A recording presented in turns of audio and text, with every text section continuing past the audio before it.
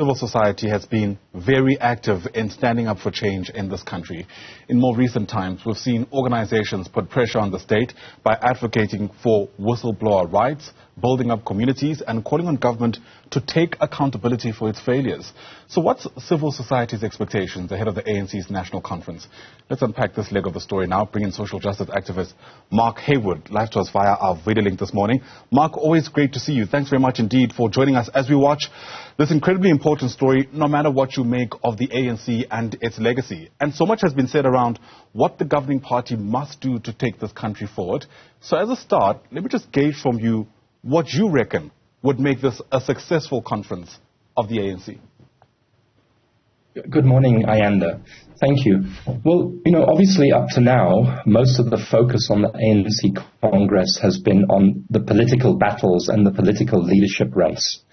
But the reality is that the ANC is going into this Congress at a time of very serious social and economic crisis in South Africa, and at a time when the vast majority of South Africans are suffering conditions that are completely contrary to what is envisaged by our constitution when it talks about social justice and equality. In fact, we're living in a time of deepening inequality.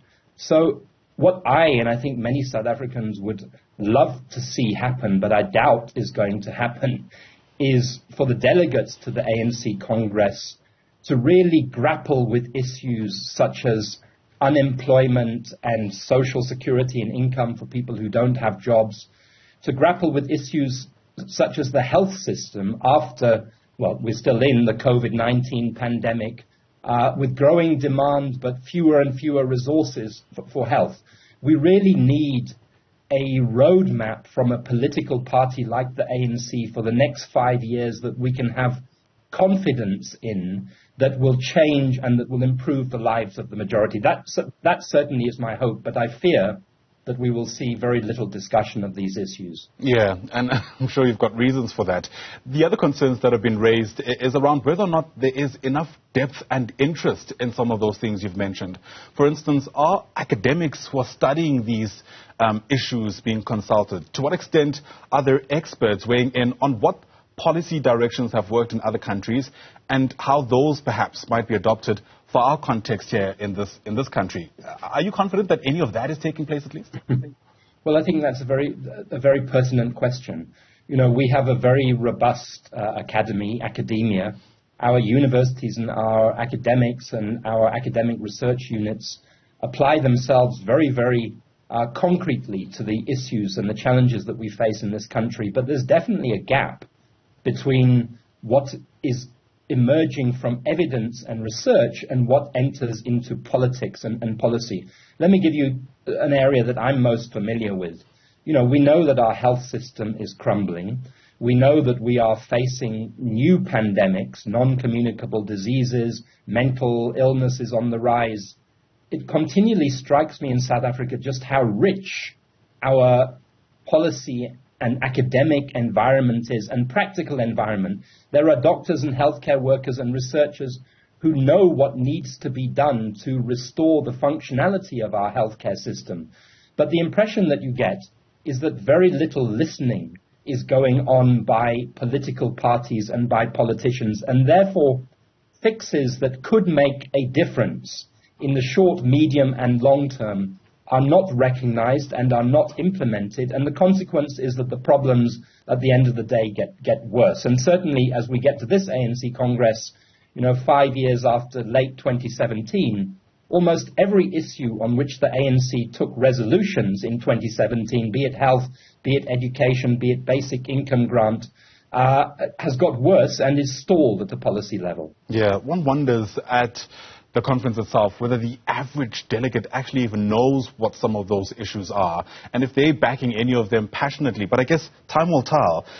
As a result of what you've just outlined, there are people who are scrambling for solutions. And we've seen an interesting, I don't think it's a trend yet, but an interesting development among civil society organizations that in some instances morph into movements that become essentially political parties, I can think of two of them as I speak to you right now. I wonder to what extent do you reckon that would help? In other words, civil society organizations entering the political fray and trying to change things by being politicians.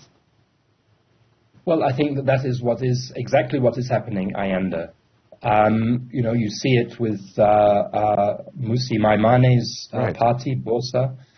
You also see it now with the creation of a new movement, Rise Mzansi, which is coming out of the consultations of the Rivonia Circle.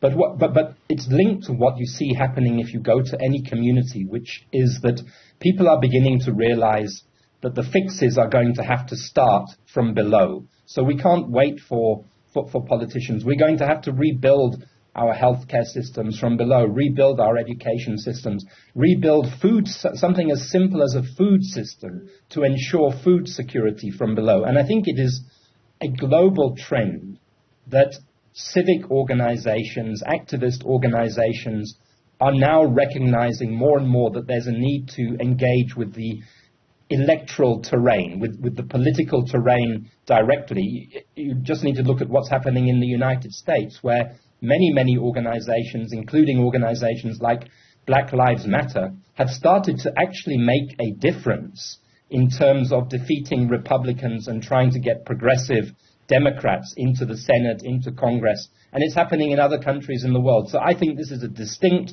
political phenomena that we will see, that we will be able to document in the years ahead. And I hope that it will shake up our political landscape by putting people of integrity and commitment and skill and who understand these critical social issues into positions of power rather than leaving them as people who are always shouting from the outside. Yeah. Speaking about power and those dynamics, the ANC's president, or Cyril Ramaphosa, I should say, speaking at the ANC's presidential gala dinner last night, speaking about headways that are being made in the fight against corruption. What comes to mind, of course, is that investigation around the killing of Babita Deokaran and why anybody would probably want her killed.